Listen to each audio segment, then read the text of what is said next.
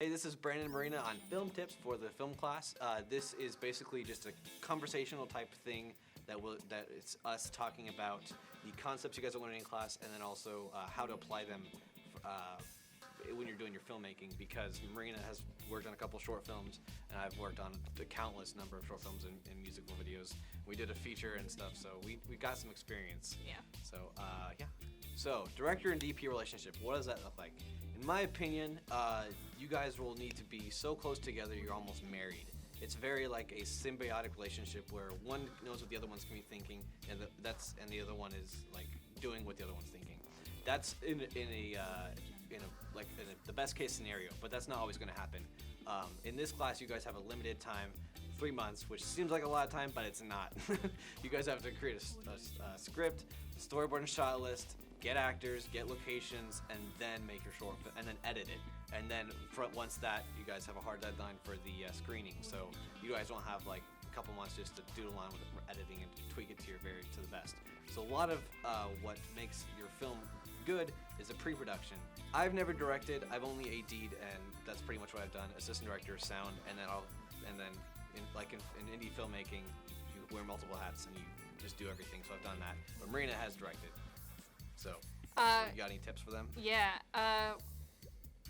In the couple of shorts that I've directed, my DP wasn't always there to collaborate with me and work with me through the process, and it really affected my end product. It's very hard to have everything put on your shoulders, whether or not you're a DP or director.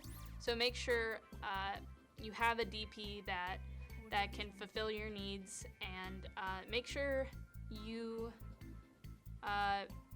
take their needs into consideration as well, and work to just make it a collaborative process. Yeah, filmmaking is all about collaboration. There's so many different departments, there's so many different ideas, and it really takes a huge army to make a feature, but a smaller army to make it's still an army to make a short film. And if you guys all are on the same page, or you guys all have a good attitude, attitudes are a huge thing on set.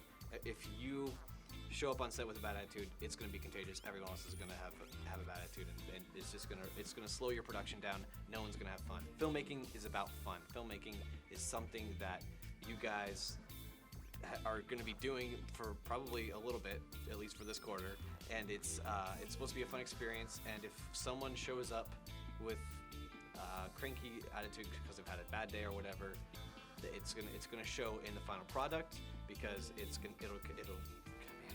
Well, if you're not having fun, then why are you doing it? Like, Exactly. So. Something that I've seen on multiple shoots that I've been a part of is when someone sits down. The act of sitting down shows that my job's done. I can do whatever I want. I'm not needed. That's not the case at all. You are 100%. Like I said, you're doing multiple roles. You're the director, and you're the gaffer, and you're sound. That's the worst case scenario, is when you have to do sound and the director. But you're wearing multiple hats, so you should always be standing up, ready to jump into action, ready to move the prop, ready to get water for the actor if that's needed. Do whatever. Make this experience go smoothly by not sitting down. And the thing about sit downitis is that if someone sees that someone sits down, like if a crew member sees the director sit down, that's my chance to sit down. I'm gonna sit down now, and then everyone's sitting down. Nothing's happening. Yeah, domino effect. It's a domino effect. It's not a good thing. So try to clear the room of chairs if you can. It's not realistic all the time. Yeah. But everyone should have that attitude and know that, yes, I'm gonna be doing this. I'm doing this for fun, and I want to make this happen the best way it can. Yeah, and your feet are gonna be killing you. Feet are gonna be killing you. It gets better though. It's not as hard as the first day. Yeah. Another thing, just when you're staying, you look attentive, you look ready to work. It's more professional. It just makes it look like you're really involved in the production. So a huge part of production is pre-production, and what pre-production involves, your two key elements are shot lists and storyboards. Having these prepared and ready for when you're filming is pretty vital to how smooth the operation will run. if you don't really know what you're doing, nobody else is going to know what they're doing, and it's going to take more time, and it's going to be a hell of a lot harder. You can keep that one. But when you have those things planned out, you know where the camera's going to be, you can replicate what you have drawn on your camera. It's going to give you more time to focus on your job as director or DP.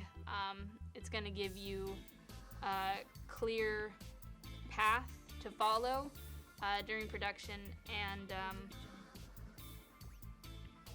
Yeah. Storyboards and shot lists are basically like the roadmap and a blueprint for the whole production. Basically, you have a script, great.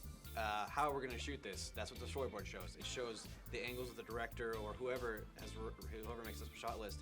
Preferably, you two, director and DP, are working together, spend a lot of time get the ideas on page and drawn out in form, or find pictures that can replicate the sort of angles, and because there's so many things you can do with a camera. But really, the shot list and the storyboard will show, okay, this is where the camera's going to go, and this is how it's going to look like, and this is where I'm thinking where the character's going to be in this part of the thing, in this part of the frame. The one thing you got to plan for is when you show up on a location, is ready to have like these are the main 3 shots we want to see in this the main 3 angles we want to see in this scene. Let's get these 3 and then be ready to cut the rest if you have to. Filmmaking is not easy, and it sometimes takes a lot longer than you're expecting. It'll drain on problems will be had on set, guaranteed. Yeah. You always have problems on set, especially your first day. It's the worst.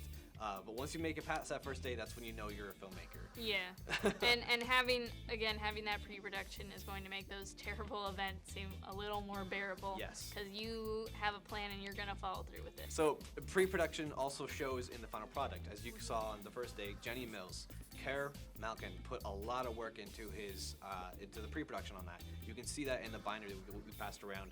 There's like notes. There's the storyboard and shot list. He's got it all planned out, and because he had it all planned out, he knew the shots he needed to get on set. He was scrambling to make up shots. Everyone who needed, the director and DP, and I guess if you want to, you can make copies for the other 2 people who are going to be working with you. They knew what the shots were going to be, so they were ready to move into those shots. And again, having all this information right there in front of you on a piece of paper, it's going to, because obviously you're not going to remember everything, and with those you won't forget any elements that you really want to emphasize in your film. You'll have everything just plain and simple, and that'll help you execute it pretty smoothly. Yeah. Can't emphasize this anymore. The more time you put into pre-production, the better your film's going to look. The better the planning is going to be, the better it's going to execute on the film, and then you'll have more options in editing when you make the final film. A thing that Brandon and I have seen in the past, and we continue to see, is not a great efficiency in setups and filming shots. So just keep in mind, when setting up the camera in one position, get all the shots you need in that position, whether it be a wide shot, a medium shot, a close-up, all in that area of setup. So you're not rushing to go get another shot and then moving your camera all the way back. And you guys know how much of a hassle it is to dismount your camera and move the tripod and have to mount it again. So just to eliminate some time wasting, and make sure your actors aren't just waiting around. Good filmmaking is all about efficiency. The more you're moving, the faster you're going to be done, the faster you get more time to get other shots if you want it. Like, hey, oh man, we're done an hour early. We're done half an hour early. We can get this one shot that I was thinking about. It wasn't storyboarded. We got all the stuff on the storyboard. Hey, let's do this. The more time that you've got that planned out will help you out in the process. So while keeping in mind that your idea is to have minimal setups, and just keep the shots coming. Make sure you're getting the necessary shots first. It's all about priority, and you don't want to be in the editing room seeing you got a close-up you could have really done without, but not the wide shot you need to establish the scene. Exactly. Create a. It's good in your storyboard to create a priority of the top 3. Like I said, the top 3 or 4 or 5 shots you need to get or you absolutely want to get, and then have the other 4 or 5 shots you're like, yeah, these would be nice to have. Obviously, when you're making a storyboard and shot list, like you should be right now, you will write down and draw out what you want to see, but realize that you might not have the time. So create a priority list. Get those first couple down. If your camera angle is very similar to another one, keep the camera in the same position and just move the camera slightly over. Don't move to a completely opposite direction where you got to relight it or move props and remove the whole living room because you got to put the camera over there. Just move the camera over and get that shot in, even if it's not in sequence. Films are not shot in sequence all the time. That's another thing. They're usually not shot they're in usually sequence. not shot in sequence. Yeah. That's never a luxury that filmmakers have most of the time. So, yeah, just coverage and. This has been Tips with Brandon and Marina. My face is so bad.